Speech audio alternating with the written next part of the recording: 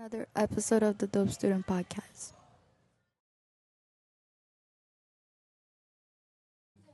Hi, I'm Jemiah. Hi, I'm Tyler. And welcome back to the Dope Student Podcast. Today we have here, Gabrielle Wilkinson. and we have a couple questions for you today. What inspired you to pursue a career in professional track running, and how did your family influence this decision? Yeah, so I started when I was 8 years old. I'm 25, so 17 years. Been a long journey, but very rewarding. So I have an older sister. Her name's Elise, and she really inspired me. She was my role model. So we're 6 years apart, and so I definitely looked up to her. She was super fast, always winning her races. And being a little sister, I was like, wow, I want to do those same achievements. And then my first sport was actually soccer. That was kind of my first love. And then I transitioned to track and field. Both my parents ran. My mom ran the 800. My dad was a long jumper in hurdle. So I say I got my hops from him and my stamina from my mom.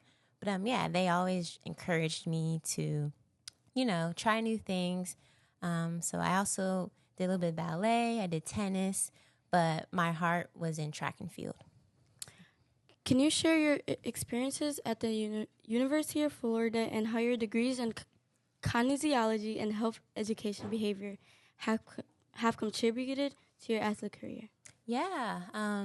So it's kind of funny. Ever since I was 14, 15, I always wanted to go to the University of Florida. I think I just loved the warm weather. I was tired of the cold here in Philly. Florida has really great sports programs, track and field, as well as really high academically with sports medicine. And so I kind of feel like Florida kind of had, I wanted to pursue both my passions there. Kinesiology, was kind of studying how the body moves, and then health education behavior, which I got my master's in, kind of gave me more insight on how to, be an effective health educator and how to, help those, when they have questions when it comes to a doctor, how to administer health information. And so I felt like all of those, degrees definitely helped me to advocate for my own health and what it means to, if I get injured or if I get sick, how, I can come to the doctor, but hey, doc, I understand what's going on. Can you give me the tools, resources? So, yeah. What does a typical training day look like for you, and how do you balance physical workouts with mentally preparation? Yeah, great question. So my coach always told me that you're a student athlete. So the student becomes before the athlete part. And so he was always like, academics comes first. But being in college definitely took me some time to understand time management. Coming in college, you're kind of on your own. You're kind of, getting a little more independent. But I think what was so great for me is that I had resources. I often went to study hall hours. I would go to my teacher's office. And so really just taking advantage of those resources. But so I think time management, of course you want to have a balance, So, for example, go up, have class, go train, go to weights, go dinner and go study. But also make time for, social life, where you join clubs or hang out with your friends. And so I think a big key is just time management and making the things that come first a priority. How important is proper nutrition, exercises, and sleep in maintaining peak performances? And what advice would you give to students about these aspects? Yeah. Part of my major I studied was kinesiology. And so we went over nutrition and kind of how to, have, great self-care and mental care as well, mental health. Making sure you get adequate nights of rest. I actually did a sleep study for one of my classes. And then we actually, found that female collegiate athletes get less sleep than male collegiate athletes. And as we know, when you don't get adequate amounts of rest, it can hinder performance because you're not performing at your peak level because, either you're tired, you're not getting enough energy that you need. And so from that study, I learned that, your body needs rest. That's how our bodies naturally recover. They say sleep is free. So for me, that was like a big thing. Sleep and drinking lots of water, staying hydrated as well, and having a balanced meal. Your fruits, your vegetables, your proteins, your carbs, and also treat yourself. So sometimes after a big workout or after a race, I'll go get my ice cream, my acai bowl, whatever, it's all moderation. So I think it's also important to treat yourself as well. Can you discuss the significance of attending college or university for aspiring professional athletes and how it can impact their careers? Yes. Like I said, University of Florida provided me just a lot of great opportunities. Not only did I graduate with my bachelor's and master's, but I felt like I made lasting relationships. My best friends to this day were both my teammates in University of Florida. And so it's just a great experience in general. And yeah, I definitely think going to a college or a university just gives you insight in what you want to do, career-wise. For me, I wanted to be a PA, so a physician assistant, sorry. And, through those experiences at Florida, it kind of gave me opportunities. Okay, well, what do I like and what I don't like? And so, I had really great internships where I worked as a physical therapist, and I got to work with some kids, so in the pediatric center. So, really great opportunities. And so I definitely, encourage you guys as well as, young students to definitely, take advantage of opportunities, whether it's shadowing at a doctor's office or volunteering at this local organization, really just take advantage of the opportunities. So, what challenges have you faced in your journey to becoming a professional runner, and how did you overcome them? Yes, I experienced many, many injuries. It's, it definitely is a journey, but I think it teaches you a lot about resiliency and never giving up. So I've had many stress fractures in my tibia, so my lower shin area. It was tough, because you put so much hard work into things that we love, and then sometimes, it's kind of out of our control.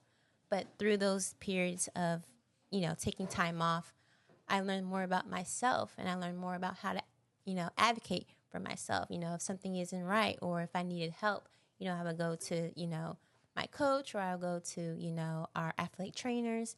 And so I definitely think it took me time to just kind of sit back and and be okay that sometimes a setback is a comeback. And I think sometimes my body just kind of needed that reset. And during that time, I explored other things. I joined clubs at my college. I joined, the PA club. And so I think it's an opportunity to, not just sit and dwell, but to kind of, do other things. And so, yeah. How do you stay motivated during tough times or setback in your athlete career? Yeah, I think for me, community. Community is a big thing because when you're kind of in it together, it's easier to support each other. And so when I got hurt, my best friend actually got hurt. And so we were kind of, doing our exercises, our rehab together. And I also joined, it's called FCA. And every Monday we meet and we talk about our faith and sports. And so it was a way just to stay connected and grounded. I definitely think community is a big thing. What role does community support play in an athlete's development? And how can students build a supportive network? Yeah, that's great. Like I said, my teammates were my family. But I also challenge myself to, like I said, to go to other groups and to connect with other students, there. I think, like I said, community definitely plays a role. I always say iron sharpens iron. And so when you're with someone, you can kind of carry that load together. I definitely think joining clubs, whether it be going to the library or whether it be going to, I don't know, networking is really key. So, yeah. Can you share your experience competing at events like the Milrose Games and the NCAA Championships, and what lessons did you learn from them? Yes, so Milrose, wow, that was 2018. So 7 years ago, but I feel like that was kind of my breakthrough performance. So I was on the line, and I was, competing against Caitlin Tui, who at that time was the national record holder. And so, in my mind, I was like, wow, this is a great opportunity. Gab, just go out there, run fast and run free. It's just all about having fun. And with 2 laps to go, I noticed Caitlin was kind of slowing down. And in my head, I was like, Gab, you can do this. You got this. And then sure enough, I passed her in the last lap and I won the race. And for me, like I said, I was shocked because I didn't think, I would beat her. But that experience, taught me, hey, never give up. You never know what someone has on that day. But if you trust yourself, have fun, and, go on the line, go on that race and on that line with confidence, anything is possible. Then SEC, that was a huge, just exciting race for me as well. 800 was kind of my main event in college, but I won in the 1500. And so it just kind of showed me, yeah, Gab, you got it in you. Just go out there, trust and believe. So, what advice would you give to young athletes aspiring to pursue a career in professional track running? Yeah, I would encourage them to do something that you love, do something that kind of brings you passion and kind of understand what is your why. I think I can share for me, my why is because I just love it so much. And I feel like through this sport, I have made so many connections and met so many cool people. And I traveled across the country. I even traveled to Jamaica to race there. And so I think, knowing, why you're doing it, and if it brings you joy, continue to do that. And I think, being able to run at Florida on a scholarship was just really cool. Not only did I get to excel on the track, but academically as well. I graduated with 2 degrees. And so I think, for me, this sport has given me a lot of just opportunities. But yeah, do what you love. So, and thank you, Gabrielle Wilkinson, for joining us today. To our listeners that are listening today, we hope any of the information that was shared with us today impact on your future. Don't forget to like, share, subscribe to the Dose Student Podcast. Stay curious and stay dope, and we'll see you on the next episode. Bye.